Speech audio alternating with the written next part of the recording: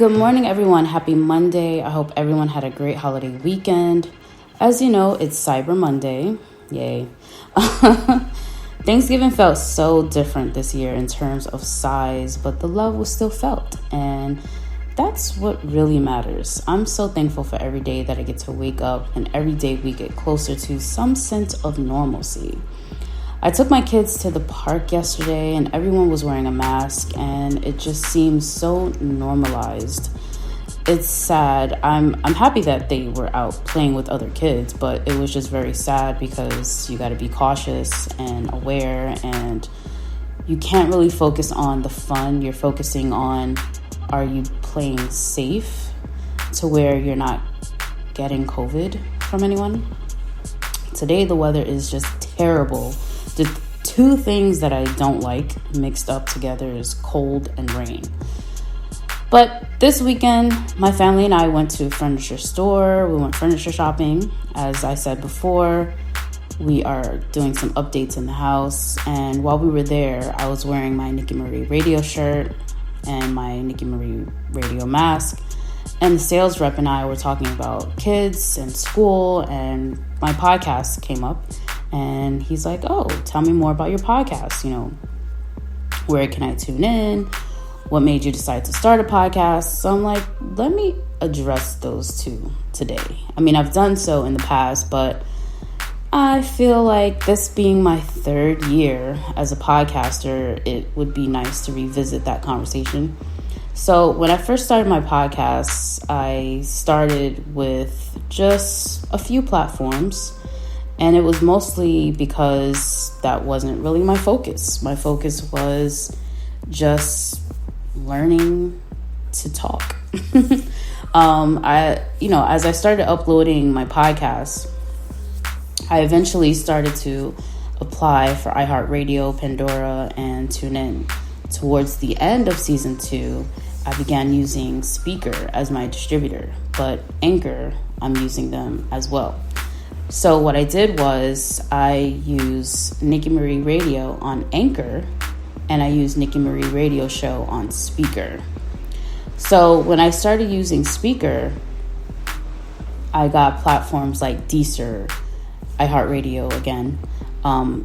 Episodes were automatically uploaded to YouTube, which I thought was great. And I recently applied and got approved for Amazon Music. So that was awesome. Back when I started Nikki Marie Radio, I started it out of curiosity. I just wanted to see how far I would go with this and if I would be consistent. I started a event planning business before, which is NMT Special Occasions, but it wasn't great for me because it was just a lot of work and I didn't have the drive to do that. It wasn't where my heart was. But my reasoning for the podcast was centered around mental health. I needed an outlet, and podcasting seemed to be the place for me. I never intended it to be an interview platform. I just wanted a way to be expressively heard. And I even started voice journal segments where I would just talk about how I felt. As I said before, I was diagnosed with postpartum depression and social anxiety, which I thought was weird. But with those diagnoses, I started going to therapy once every Friday or every other Friday. And I felt like talking was the best thing for me. So why not start something that allows me to be heard? And that's where podcasting came in. It was a hobby for me. It didn't feel like work. It doesn't feel like work. And it's far from anything I ever felt. As a child, I got bullied a lot and didn't like speaking up for myself. I didn't want to do anything that would jeopardize my sense of freedom. I felt like getting in trouble would lead to me being on punishment. And me being on punishment meant I was going to read, I was going to write, I was going to stay to myself and stuck in this little room. I couldn't go outside to be with my friends. So I felt like anything that came up, like any dangers or any obstacles, I would just stay quiet. To me, that was my strength. my strength was to be quiet. With my family, I felt like we were rich in numbers, but not in love. Not sure if that makes sense to anyone, but we had it all. To me, at the time, as a child, I didn't cry for anything. I didn't want for anything. I just wanted love. Of course, I got that from my mother. But in certain areas of my life, I think I was lacking that love. Yeah. I mean, a lot of what I dealt with as a child just bottled up made me feel like I needed this podcast to be my safe haven. I'm actually in the process of writing a book about my childhood and how I found my voice. I've interviewed so many authors that they're asking me, what am I waiting for? And I recently spoke with the Brooklyn Borough President, Eric Adams, who recently wrote a book, which is titled Healthy at Last. And in the book, he talks about his upbringing and how he was able to reverse his diabetes. Now, with my podcast, I want to offer everyone an opportunity to be heard, to feel like their voice and their story matters. It's hard enough being a child who doesn't feel heard or seen, but imagine growing up and being an adult with that same sense of how do you say? But you just feel like you are sheltered, closed off, muted. And imagine that being the generational upbringing for everyone. You know, throughout your years, you are just known to mute yourself. And that is detrimental to anyone's overall well-being. To be able to feel something but not say something. It's like you're suffocating underneath a pillow. Yeah, that's how I felt. But I want to play something that Eric Adams said during our interview, which I felt in my heart. I felt what he was saying. So I just want to play that for you really quickly. Because this full interview is not ready yet, but it will be. So, yeah, here's what Eric Adams had to say.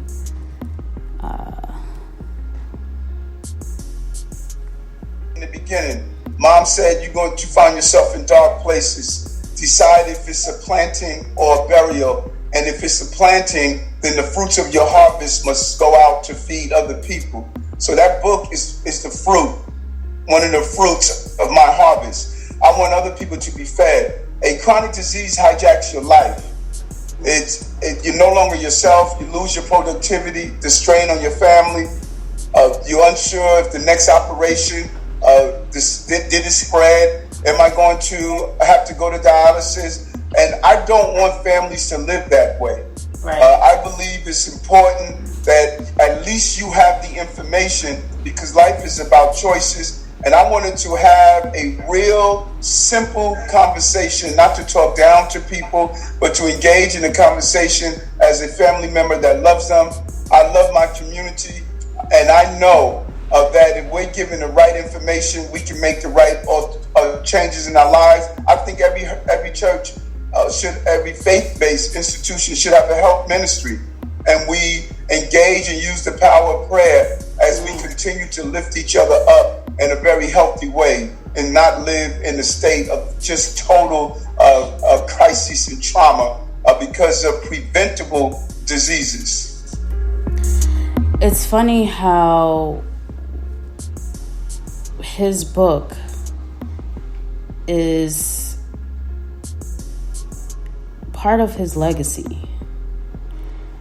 And I feel like this podcast will be a part of my legacy. Like I said, I felt that in my heart, his words. When you know your purpose and you want to see others grow, you should want to nurture that and share it with the world and allow others the opportunity to understand and know that you are there for them. Everyone has a story to tell. We all have valuable lessons and have different resources to tap into those lessons. Like I said in a previous episode that I had with an author, 2020 has taught us about selflessness. Now, most of us have continued that path of being selfless, not selfish. So any information that I have, I want to share it. I use my platforms, Facebook, YouTube, Instagram, Twitter. I use those platforms to share messages. And I use this podcast to share messages. I have an interview coming up very soon with one of Barack Obama's mentees. And I feel grateful that he was able to be around Barack Obama and learn from him valuable lessons that he has transferred to others. He understands the power of mentorship. And he himself, being a mentee, has now become a mentor. And I think we evolve in certain ways that allow others to grow while we're growing in return. So this weekend, this year has shown me a number of different things. We can take the challenges that we face every day and turn them into obstacles to triumph over. I cannot be more proud of the woman that I have become just from being a podcaster. It sounds crazy, but we all have a purpose. And the things that we go through in life will lead us to find the purpose, our purpose, and execute our purpose in a way that will allow others to find their purpose. It's basically a goal of mine to help others initiate that purpose for themselves and put a spotlight on it. That's what this podcast has evolved into. It is no longer about self. It is more about others than myself. Now, I do occasionally come on here, talk about myself, the things that I have done, the things that I will continue to do. But at the end of the day, this platform is for everyone. Whether you're young, whether you're black, white, whatever, I would like to reach everyone with the power of my voice that I have now found through podcasting. It's amazing how you feel when you have that feeling of execution, when you feel like you have taken control of something that has always controlled you. That is powerful. And there's a lot of negativity around the world, and I know that. I get that. I understand that. But if you could just take 10 minutes out of your day to listen to this podcast, I will be grateful beyond measure. And it's not because of any reason but to let others come here and be expressive and be heard. Like I said, there is a sense of power when you can release everything that you've been holding on to. I had my aunt Jean, she was on here in season 1, I believe, telling her story about her cancer battle. Breast cancer, lung cancer, it seemed to have spread. And it was just something so powerful in her just speaking about her experience. And I've reached out to a few people that I believe will be here on Friday for Friday's show, just talking about their experience with COVID, how life has shifted, how they've been able to pivot through this time that we're going through. So I welcome everyone. If you would like to participate in an episode or 2 that I have coming up, which is quarantine life. If you would like to be a guest, if you would like to speak up, speak out, I encourage you to do that. You can message me on Instagram at NikkiMarie_radio, or you can send me an email at NikkiMariePro@gmail.com. I don't know. You can follow me on Facebook at Nikki Marie. But whatever it is, whatever you choose to do, I hope you choose to do it well. And I thank you so much for tuning in today. And I hope you will come back on Friday. Until then, have a wonderful day, my beautiful people. I love you so much for it.